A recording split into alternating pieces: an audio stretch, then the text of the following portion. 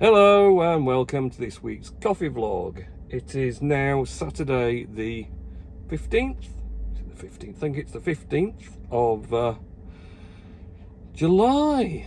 Yeah, we're in July. It's 1 o'clock on Saturday actually, and just been Tesco's to do shopping, dropped some Hermes parcels off, except Hermes parcels haven't got dropped off because the display of the machine, the lockers, is not working. It's all black. I think some rain might have got into it because there's a little bit of a rain mark, like moisture mark in the glass at the bottom right. So we've had quite a lot of wet and windy weather, some periods of quite heavy rain, so I don't know if the wind's blowing it into it or something and it's gone up in grey smoke. So yeah, so I've done some shopping, not got rid of my Hermes parcels, so I'm now trekking up to somewhere else to do those, which isn't great, but I mean there are lockers nearby, so it's not a huge issue. And of course I'm charging the Tesla again. I've done one slot of 15 and just doing the next 15 while I do this, which will give me 30 minutes of free electricity. It's had a few more miles to the tank, as it were. So yeah, the weather, British weather, has been particularly British this week. Kind of a bit odd because we're getting like sunny. It's a massive dark rain clouds one side if you look that way, and then blue skies this side, and it's that weather you don't know what to do, because you go out in a thick jacket and get too hot, or you don't go out in a jacket and get soaking wet because you get a sudden surge of rain and then it comes sunny again. So bit peculiar, but the Tesla's had a good workout of the wipers, and to be honest, the auto wipers seem to work fine to me, and no different really to how the Toyotas worked. So another one of those little Tesla FUDs that go about that the wipers are rubbish and they don't come on, and you can't find out how to turn them on if you need them on and they haven't come on. It rains, the wipers come on. If it rains heavy, they go faster. If it's only a little bit, they go slower, or they're periodically. They seem to work it out quite well.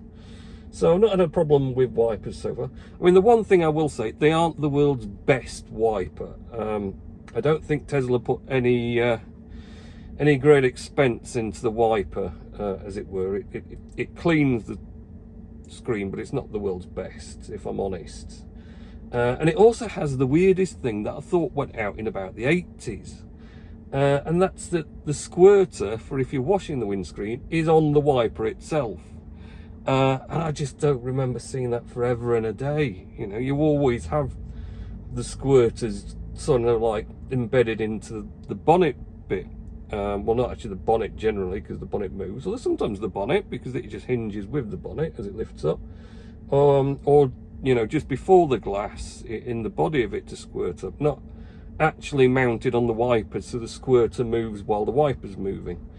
Bit odd that, really. It's all right. It washes the windscreen in a fashion, but yeah, I'm a bit perplexed about the decision there, but some things you just can't figure out for Tesla, I suppose. But it works, and it's got a huge, great big display, which is really nice. The other thing I did find actually that was an issue was it being really sort of wet and sort of damp as well last, I think it was Thursday night, so Friday morning. And looking out the rear window, there's no rear wiper on the Tesla. And I was looking out of the glass through the rear view, and you couldn't see anything because the water droplets were just covering up, and it's only a letterbox sized bit of glass you can see through. It's a massive piece of glass on the outside, but it's the angle, because of the angle and everything, you can only see a little bit through. I couldn't see anything. The sun was behind me and there was the water droplets on, and you just couldn't see anything out of it. When I thought, oh, this is going to be a problem. That only lasted about 10 seconds then. I realised you can press the camera button on the display, and you bring up the rear reversing camera and the two side cameras into the big display next to you. So you can actually just see behind fine using the rear camera. Anytime while you're driving, you just press the camera button, you can bring all those up. It's kind of handy. You know, if you're going to be manoeuvring through a tight spot or something, you bring up the side cameras as well as the reverse camera and use them. Actually, I quite like when you indicate, it brings up the side camera on the side you're indicating for, so that's pretty cool as well. It's kind of like a blind spot camera because you can see more from that camera than you can from the mirrors and the angle of it. So so yeah, that's all been pretty good. Work-wise, yeah, we've been ploughing on. A lot of roasting going on, roasted coffee. Popular again, colder weather's here, people are drinking more cold coffee. Coffee in the cold weather. Cold coffee is popular, but we don't really get into cold brew. Don't really got my head around that, to be honest, and it's another complication to think about. I'm quite happy just thinking about roasted coffee and getting people out there. So we did first delivery this week to new customer Harveys of Halifax, a big department store with its own restaurant. So that's quite good. Went to a local, quite big gastro pub called the Hinchcliffe Arms at Cragvale, and dropped some samples off there. So we should be hopefully getting their business soon. So it's another new customer. And of course, keeping all the regular customers we have fed up with coffee. So yeah, that's been pretty good. Big Roaster's been punting out some vast amounts. Again, just keeping up with all the customers, big commercial stock. We're going to really sort of ramp out large volumes and get the boxes packed and on the shelf and ready. So I've been doing that. And yeah, it's just been a busy week. So I think Mr. Nellis has some words for me to pass on. So find him, Mr. Nellis. So my things for you to talk about on your vlog: the news clothes shop in Halifax opening on the 19th of August. Don't know about that, Richard, but I'll find out. Emily Blunt and Cillian Murphy as the Hollywood stars going on strike. Oh dear. The story of Guitar Heroes coming to the Victoria Theatre on the 6th of August. That'll be good. What type of films does Callum like? Do you know, I'm not sure, because he's not been a massive sort of film watcher, to be honest, and considering he's got access to Netflix and Amazon Prime Video and Disney Plus, I mean, he probably does watch a few.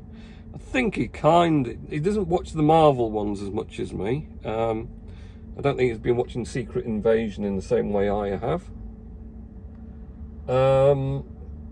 And then what he tends to watch is a lot of YouTube. He likes his YouTubers, to be honest, that sort of thing. So when he's not gaming, he's into watching YouTube. So yeah, been busy old week. Hive, I decided to brave upgrading the full API node to 120c7.4. So I've been putting this off for a long time because I only did a full reinstall in February, and that was a complete pain, to be honest. And I just know every time I start meddling with stuff that's already working, it ends up being a horrendous pain in the butt. So I've been sort of long suffering with it, but refusing not to. Decided I'd do it. I needed to do a reboot of the server because the Hive Mind had been a bit patchy as well, so I thought I'd get that sorted. Did that, and yeah, just building 127.4 was just horrendous. Turned out, after loads of messing about, installing various different versions of Boost and CMake that just kept throwing errors when I was trying to build it, it needed Ubuntu 22 when I was on 20, so they'd obviously developed the new version 127.4 for 22. The 27.3 was for 20, optimized. So that turned out to be my problem. Did an in-place update of Ubuntu, which sometimes doesn't work, sometimes does.